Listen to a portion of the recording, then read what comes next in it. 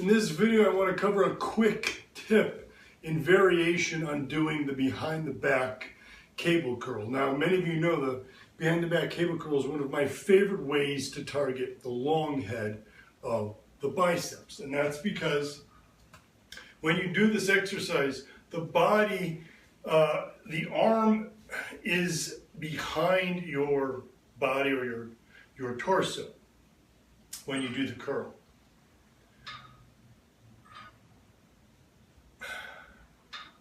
Now that's versus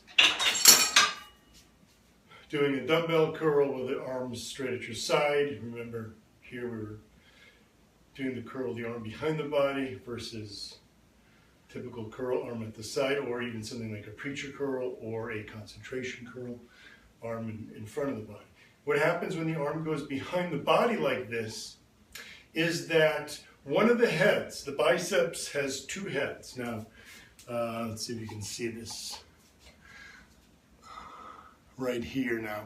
The bicep has two different heads. Not sure how clear due to the excessive ink on my body, but you can kind of see the separation here. So here's your inner head right here, this part right here. Here's your, which is called the short head. And then you have your outer head, which is called the long head, which, here's the outer head, right? Runs up. Now the outer head, or long head as it's called, makes up, watch this when I flex my bicep, makes up the majority of the peak. You see that? See all this muscle fiber over here to make up that peak? That's all coming from, not this part, that's the short head or the inner head there. It's coming from this long head. So to build one way, obviously there's some genetics involved in the peak. And sorry, I'm shooting this by myself, but you can kind of see my bicep peak is, I'm lucky to have good genetics. There is some genetic component to biceps peak, but you can work on building that biceps peak if you know how to better focus on hitting this long head, this outer head. Now it's called the long head because it's longer than the short head, and the way it goes up to the shoulder joint, it actually crosses the shoulder joint. So meaning it crosses the shoulder joint. When it crosses the shoulder joint, if you bring your arm back, think of this as if this was a string here.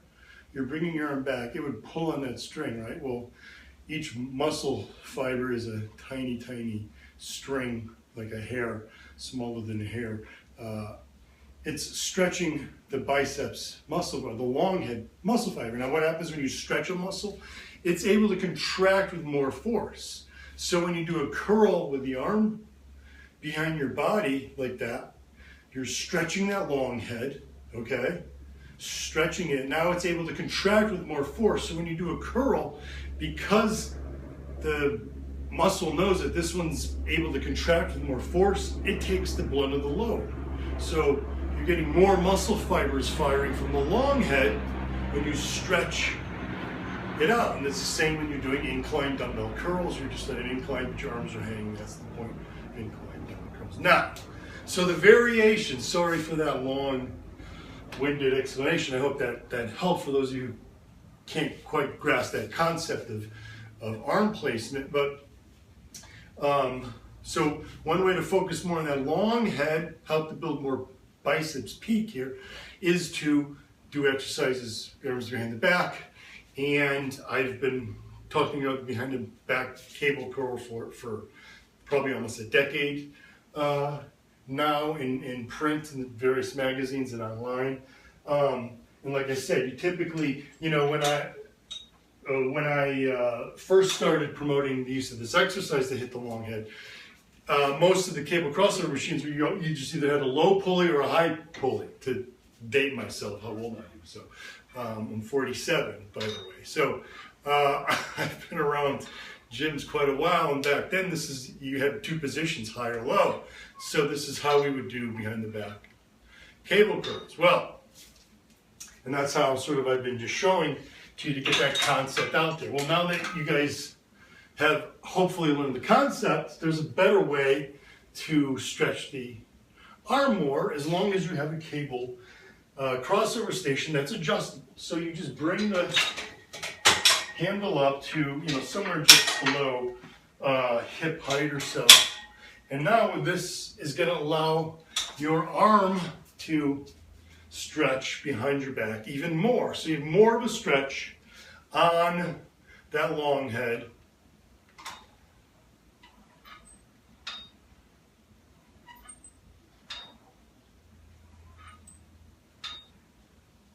So you're able to hit more long head muscle fibers due to this greater stretch.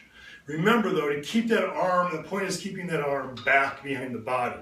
You don't want to be throwing it up. That defeats the whole purpose. The purpose is having the arm in this position while you perform a curl, allowing that long head muscle fiber to take on the majority of the force. That's going to help to hit more of that outer head right here, which is really what's making up that biceps peak. Hope you guys enjoyed that tip on biceps training. Look for more great tips from me.